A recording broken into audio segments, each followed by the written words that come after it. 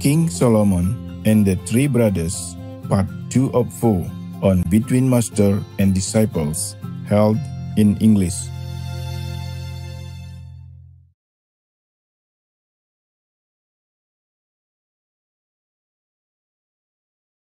Phật đã xa đời, Chúa đã lên ngôi. Hôm nay chỉ còn có con người ngậm ngùi dắt dìu nhau trong cơn tăm tối. All right, now, so all three of them chose what? Gold. Oh, you know everything. My God, you remember that. Yes. Only because it's gold. or pancakes. or sandwich or soup. Of course you can have all that, sweetheart. I was just joking. I'm just telling you because when you live alone and you have to cook for yourself, it's very convenient. Yes. If you have to go around somewhere and live alone, then sandwiches and soup are your favorites. It should be. Just simple advice. Right. There was just a talk only, wasn't it? I would like to cook soup and sandwiches for you every day if I had time. Oh. Until you don't want them anymore. You would say, Master, no, please, no more. we'd rather go out baking somewhere. For more variety, you know? Okay, now. And then they say goodbye to the king and left. After all three of them left the capital for a distance about maybe 4 kilometers. They say 4 dặm, maybe 4 miles or something. Then suddenly the youngest one said, "What are we doing now? What is it that we are doing? Huh? We came here for gold or for the Torah?" He was asking like that. Yes. Your little brother has something to tell you. I suggest that we go back to the king, return the gold, and then learn something wise from the king instead. The two elder brothers said, if you want to return the gold, then you do it. But both of us, we will not throw away our gold. So they both continue going. And then the youngest brother went back to see King Solomon and told him, "Your Majesty, when I came here, it was not gold that I was seeking. It's not a priority. Please take back your gold and teach me these 3 wise pieces of advice." So King Solomon said, "Oh, my son, I'm going to teach you these 3 wise pieces of advice. Number 1, when you are traveling, always start your journey in the morning, at dawn, early morning, and then at night you should pitch your tent before it becomes dark. Yeah. When it's still bright. Yeah. The second piece of advice is, if you see any river full of water, never try to walk across it until the water has ebbed down. Wait until the water has ebbed down. And the third wise piece of advice is, never, ever tell woman any secret things, even if it's your own wife." That I cannot keep, King Solomon. I'm sorry, Your Majesty. Because I'm a woman. That's why they know everything. I always tell them everything. And I got into trouble. Never mind. It's good. Sometimes we can stop it on time. That's good. If we cannot, then too bad. I talk to my diary. I tell my diary instead. Okay. Even if it's your wife, you never tell the woman anything that is supposed to be secret. So the youngest brother said goodbye to the king, rode on the horse, and galloped fast to follow the two elder brothers. When he saw them, when he caught up with them, the two brothers asked him, "Now, what did you learn?" Huh?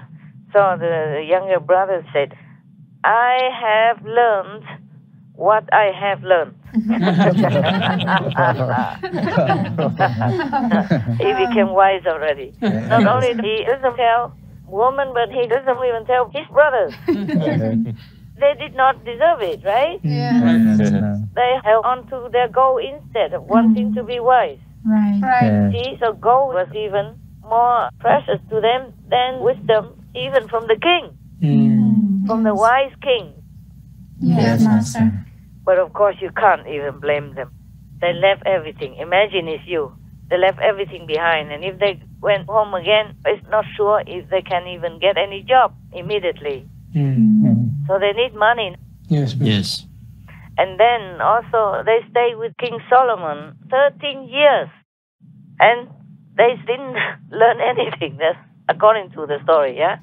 Yes. Yeah, it's not that easy, you know. When you went to see the master in the old times, they made you do labor work and do everything else, anything they want, but not teaching you the essential thing, not immediately. Yes. Sometimes it takes years, sometimes it takes more than 10 years, like in this story. But you know that through many other old stories as well. Right. Yes. Because the master has to test to see if the disciples are worthy. Right. For example, I give initiation. At the time of initiation, we emphasize that it's only for you. You should not tell anybody unless the master permits for some reason. Yes. You cannot tell. But some people just think they can. I told you already. Right. Yes, Master. Not only do they harm themselves, but their marriage are gone. Their protection is taken away, not by the master, but by the council of the universe. Yes. Master. Because they're not worthy. And they also have no protection for their so-called disciples. The ones initiated by them, they get nothing. Yes, Master. They have no spiritual master with them 24/7. They have no merit, no wisdom, nothing. Yes. So, in the old times, it was very difficult to learn something from the master at all. Yes, Master. Sometimes you could stay forever and you got nothing. Like the story of Master Huinang, you remember? Yes. He is the one that the master Hongren, his master gave the initiation. Everybody else was just walking around in circles, knowing nothing. That's why their enlightenment level is very low. He was the only one that is a good vessel for successorship. So the master scolded him in front of everybody, not scold, but say something like he is nothing. Also not enlightened, not got the point yet. Yes, Master. But at night, he told him to come to his room and transmitted the initiation to him alone. And immediately sent him away because the master knew that many people will envy him and might kill him. So actually, like that, many people hunted him after he left and wanted to kill him. So then Huineng knew that there's no way he could escape, so he put the bow that you use to go out for arms and the mantle, the chasa, that the master gave to him personally as a symbol of successorship. Yes, Master. In case later somebody asks for his genuine successor ID or proof or something, then they will know it. Yes, Yes, Master. So he put the chasa, the clock that the master gave him, the mantle of successorship, and the bow on the rock, and wrote in there or said something like, "There you are, please take it. I did not really ask for it. Master gave it to me. So please take it if you really need it." And then they came and tried to lift the clothes up and the bow up, but they could not. It's like it's glue with the uhu or something on the rock, so they cannot take it. Oh, so they felt then very, very frightened at that time and really in awe. So they all kneel down and say, please, it's not the clothes we want. We want initiation, enlightenment, the real method. So he taught them right there. Wow. Somebody also wanted to kill him. So he put some money outside of the room and said, maybe I owe you money, but not my life. So take the money and go. Something like that. Why do I tell you all these things? Okay. Right. So the two brothers asked him, and he also didn't say anything. He said, I have learned what I have learned. Yeah. So the three of them continue on their journey. When it was almost twilight already, they all saw that this place here was very good for camping at night. Yeah. So the youngest brother said, "Oh, let us stay here for the night, and then we leave tomorrow morning. You see, this place we have water, we have dry wood all around, and then we have a lot of grass, so our horses can also eat." Yes, Master. The two brothers kind of laughed sarcastically, and told him, "You talk like a loony." That means crazy, yeah. Ever since you threw away your own gold just to buy 3 pieces of whatever advice from King Solomon, we both don't understand who you are anymore and what has become of you. Huh? Yeah. Why do we have to rest here when we could continue going maybe another 8 miles and even further in the night, tonight, so that we can get home earlier? So the youngest brother said, "Well, if that's what both of you wish, then you can. I cannot stop you. But me, I stay here. I'm not going anywhere." So the 2 elder brothers continue going. Yes. And the youngest brother stayed behind, where he felt it was favorable. So he put up his tent, made the fire, and let the horse go out and eat the grass. And after he ate food himself, he lay down and slept like a baby. Peacefully, yeah. On the contrary, the 2 brothers riding the horses kept going until the night suddenly became very dark. They didn't see where they could find any grass for the horses, not even dry grass. And they could not find any dry wood to make a fire. And then afterwards, a big storm and snowstorm came upon them. And both of them died because of the cold. Wow.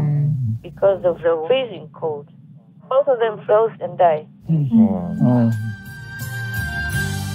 Này anh, này em ơi, hãy cùng tôi góp lời thiết tha nguyện cầu cho muôn loài an vui.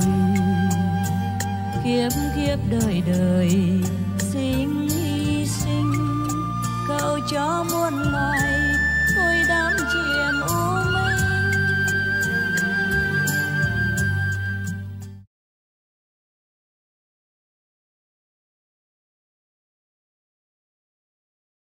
Considering the manner in which animals are killed in this day and age, and the terror and trauma that they go through in the process, how can we sit down and eat them? The Venerable Jetsuma Tenzin Palmo, vegetarian.